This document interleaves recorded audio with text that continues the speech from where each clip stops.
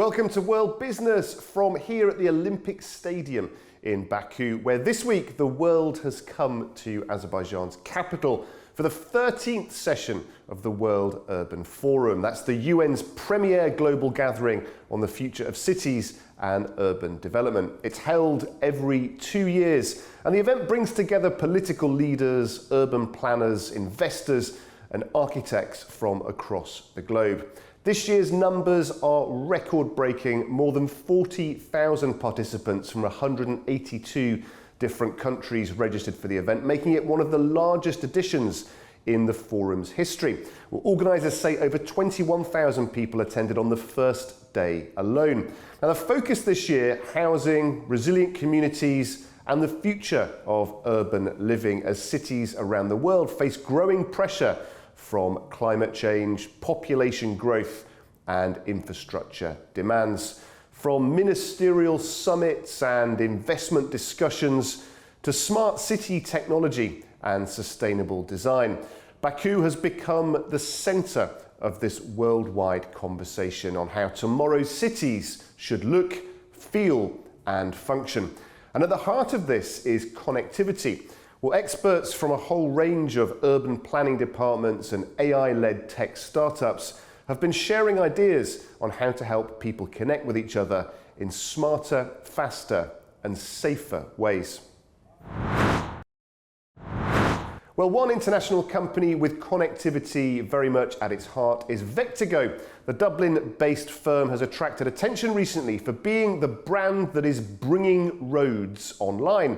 Well, Vectigo's high-tech devices are designed to make roads intelligent and, more importantly, save lives in the process. Well, let's find out more now from Vectigo's Group CEO, Sinead O'Sullivan, who joins us now from Dublin. Sinead, great to see you. Thanks for joining us on World Business. There's been a fair amount of chatter and interest behind the scenes in the tech your team has been developing, hasn't there? But for the first time now, you're coming out and talking to the world about Vectigo and how it aims to change the world. Okay, so first of all, thank you sincerely for inviting us today. I'm absolutely delighted to meet with you and have this opportunity to talk about it. I think it's fair to say we're probably one of the best kept secrets in the world right now. You are our first public interview since we started 2 years ago, and we've been kind of working underneath the scenes very, very strongly and fast and furious, and a bit like a swan on the outside, nice and calm, and on the inside, legs are moving at a great rate. But Vectigo, what we are is we're an in-road data network, and we're delivering real-time traffic and environmental data with an integrated dynamic light solution, and I'll explain that to you. But while we're gathering real-time traffic and environmental data, our AI agents sit on top of that data and they transform it into profound insights. So anybody and everybody that are managing roads, they now have a really good understanding of exactly what roads are doing. And our positioning has always been, we're bringing roads online, we're giving roads a voice.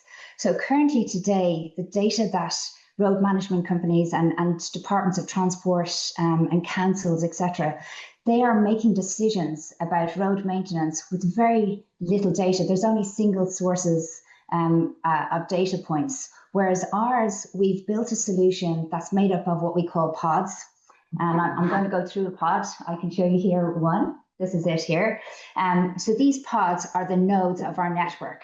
And so the pods are installed basically every second line, every second skip in the industry is what we call it.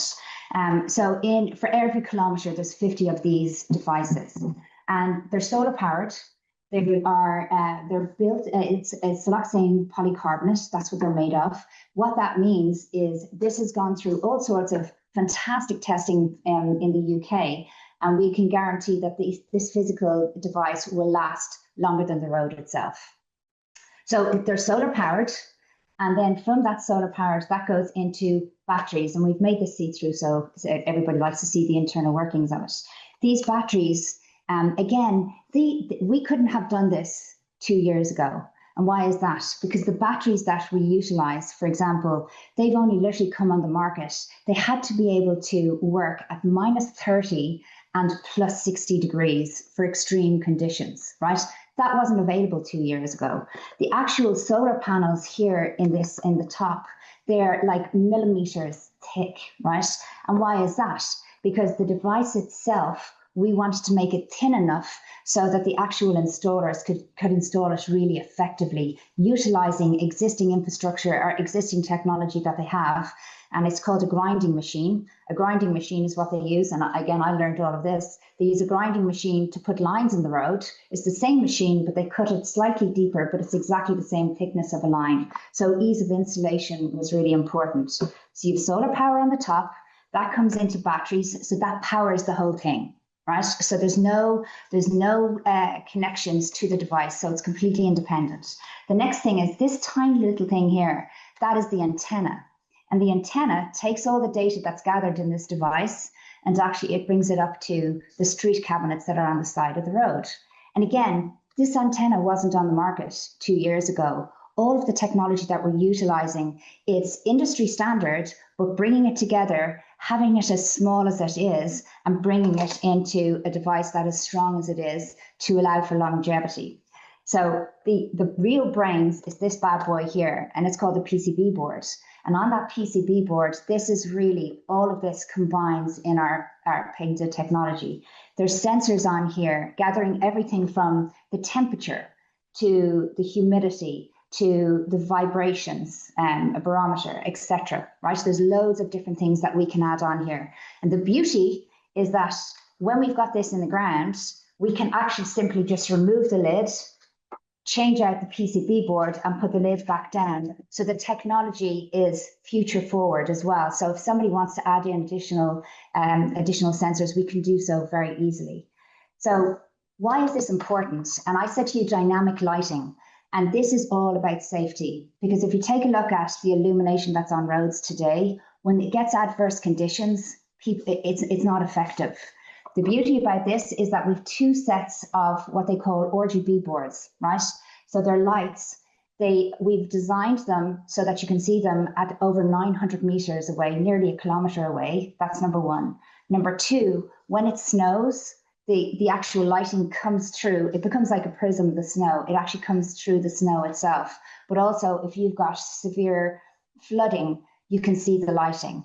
And over and above that, where it's dynamic, is because we've got these pods physically embedded in the road. If the road is frozen, for example, we can flash red to warn drivers that the road is frozen. And I know you know Ireland, and I'm sure you know the UK pretty well. Black ice is a huge issue, and these have been designed to pick up black ice or issues that a driver might not be aware of. And as they're approaching that particular incident, we flash the lights to let the driver know that there's something ahead. I think the biggest thing that departments of transport love is the incident of, let's say, a car accident happens. We pick it up straight away. We notify the Department of Transport, but more importantly, for the first 500 meters or half a kilometer, we flash red to let drivers know there's an incident immediate ahead. But then for 5 kilometers, we can flash orange to let drivers know there's something ahead, get off at the next exit. So it's trying to improve congestion and contention on road networks as we know today. But everything from, we're collecting data on the number of cars, the average speed of cars, the types of vehicles. Is it a car? Is it a truck? Is it a bus? Is it a pedestrian? Then we also have the temperature, the humidity. So there's quite a number of things that we're gathering there for the departments of transport, for them, as I say, to make informed decision making for road maintenance. Yeah, it's amazing, really, isn't it? Because now, hearing you describe it, it is kind of obvious. I mean, why wouldn't you want to collect data from within the physical road itself? I mean, what does it take for your team to actually get these devices into the world's roads?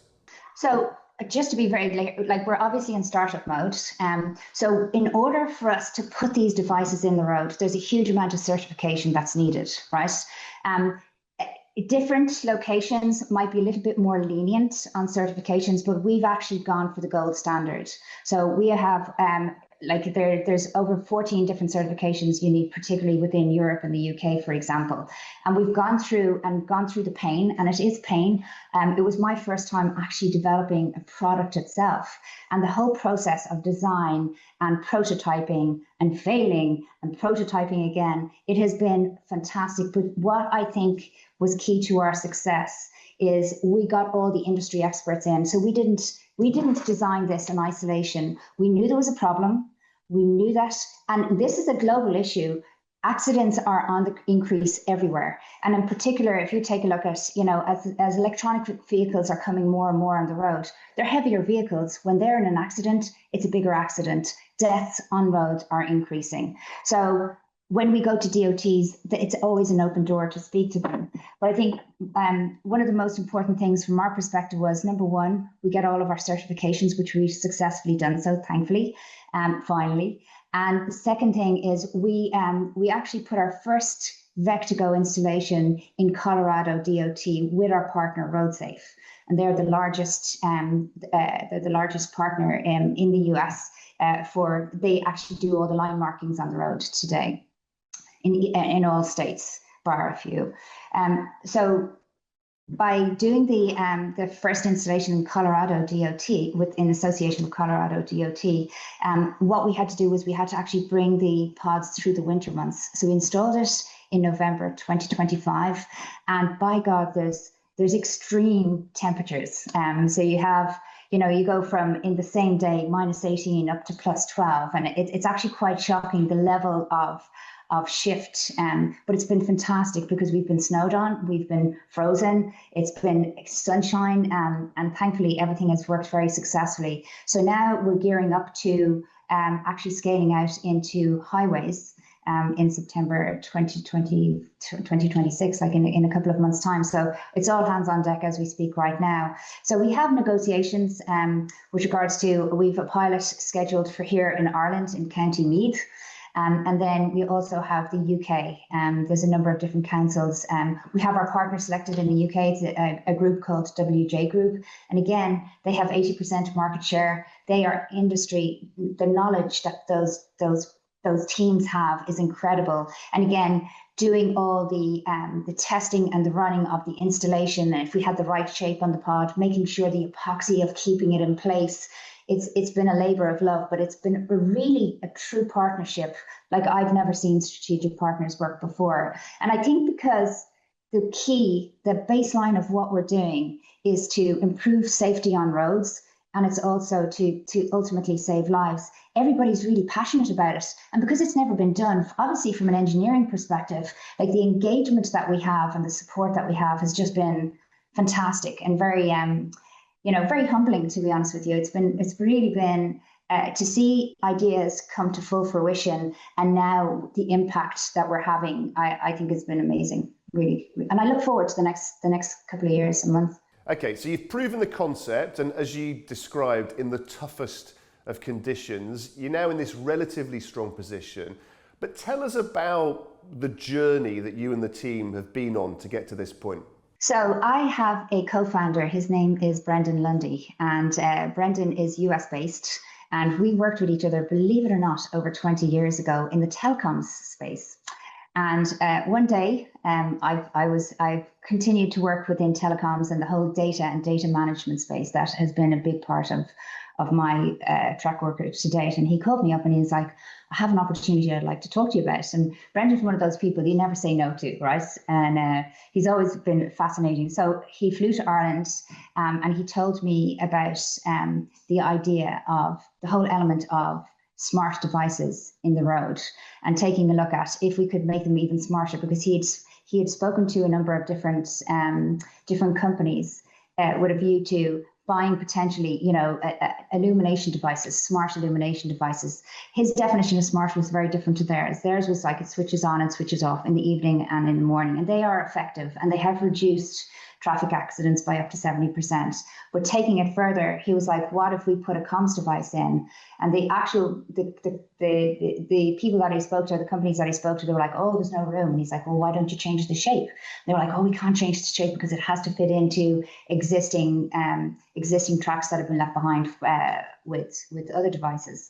So he came to me and he said, look, I think there's an opportunity here. And again, our comms background, when he first started talking about road and lighting, I was like, I'm the wrong person, Brendan, I'm a data person. And then when we started talking through the element of, well, making them connected, how do you know if they're online? How do you know if they're working? How do you know if they're switched on? So currently today, where there's other solar powered lights that DOTs are working with, when we asked them the question, like, how do you know if they're working or not? They were like, oh, we literally physically sent somebody up and down the highways looking out, and they mark on their phone the location of the device that's not working. So the first obvious thing was, well, we can do that remotely. We can set it up so we can get pinged if in fact the light is broken or it's not working for whatever reason.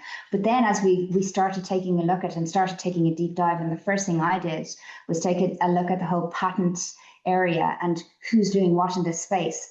And much to my shock, like as you've said, and everybody says to me, this is obvious. However, there was so many different limitations. And as I said, like the technology that we're using now to actually build these pods, it wasn't available 2 years ago. So it's really, the idea was there. We patented everything. And we have a number of patents that are pending as we speak right now. But it's only now that it's become a reality. And so the bottom line was Brendan came with an idea. We sat down, we did a little bit of research, and it was obvious that this was needed in the chats that we had with the DOTs, the industry players, RoadSafe in the US, WJ Group in the UK. And I've never found something like this where, and I've done a number of businesses to date, right? I've never been in a situation where I've knocked on a door and people have said, I've got budget, I just don't know how to spend it. So you've got a lot of safety budgets that are out there. They're being told to look for innovation, but in this arena, innovation has been kind of slow to take off per se. That isn't heavily costed, that has a lot of fiber that you need to run to it, you need to run power to it. There's all sorts of rules and regulations associated with, because this is all wireless, it's a very easy installation. So we've made it as simple as possible for DOTs to say, this is what we need to do. One of the things that, for example, Massachusetts DOT, when we arrived for our meeting that morning, the front headline on the papers was that a young family, husband and wife and their 2 kids, they were actually driving the wrong way on an off ramp, right? Just misjudged. You can imagine kids in the car, all kicking off, you go the wrong way. And it's actually the number one killer in Ireland today for OAPs, old age pensioners, is driving the wrong way. So the beauty about pods is we can pick up wrong way driving, negative driving, and we actually flash red to let the driver know. You may not really understand what's happening, but trust me, when you see these red lights, you slow right down. So before somebody actually goes the wrong way on an on-off ramp, we can actually flash to let them know, no, this is not the way you're supposed to go. So it's fascinating as we've gone into the various different discussions to see the excitement about it. So we've actually had to slow everything down, get our real core foundations right, get all of our certifications in place, prove it in what I believe was, a nicely challenging part of the world, Colorado. But the enthusiasm and the want and the desire for this product, when we've talked to the various DOTs, not just snowy states, like we've been down in Georgia, we've been in a number of different states, and I definitely see us moving to the Middle East. I have a passion for the Middle East. I lived there for a number of years in Dubai, and I know myself, when it rained in Dubai, everything just shut down, completely shut down for a 3-day period. The beauty about this is that, even with massive flooding, you can actually see the lights. You can see the roads and their direction, etc. So, yeah. Yeah, I guess part of the problem, Sinead, that you have is that you need to figure out as a management team kind of how you prioritize this, because of course it could work anywhere in the world, couldn't it? Which geographies are you picking and in which order? Tell us about the growth strategy. Sure. So there's three regions. The first being the US, purely because the Department of Transport in Colorado was so interactive with us and so engaged and very much open to new technologies and involved in the process of us fine-tuning not only the physical device, but more importantly, the whole data element of, the customer portal, how they can see it, what they want to utilize it for, how they can actually manage the pods. So if they want to, for example, highlight that there's a particular lane that's shut down because they're doing maintenance ahead, we can actually flash red to let people know there's a problem with this lane, and every other lane will be lit up as normal. So we've worked with them to actually fine-tune the customer management of these remotely, how they do that, incident detection, how they're notified, where we not only send notification via email, but we integrate with their network operations center. And in some cases, we automatically change the lights red. In other cases, there has to be a human intervention until obviously they gain confidence in it. So Colorado is the starting point, as is Massachusetts will be our second state. We have 12 different various states that we've met with and have absolutely said they want to move. But we want to, as I say, put in really good foundations. As we go into, we learn as we go into the various different highways and fine tune it for scale.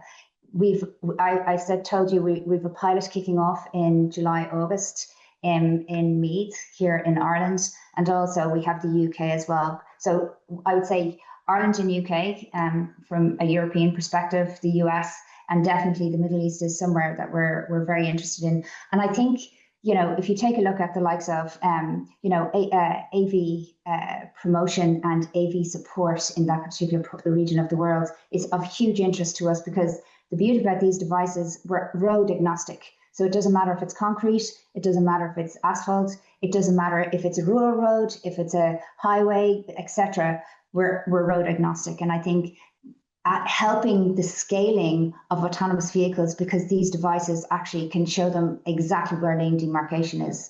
The Middle East is of huge interest. But like anything, you need to cut your cloth in accordance with your measure, right? So at the moment, we've our first VC finalizing investment as we speak right now, and we'll go for Series A in Q1 of next year, subject to signing commercial contracts and more commercial contracts, I should say. So yeah, it's a very exciting time. Yeah, indeed. Very exciting times indeed. Sinead O'Sullivan, CEO of Vectigo Group, thank you so much for joining us on World Business. Well, that is all we have time for this week. Do join us again next week for more World Business.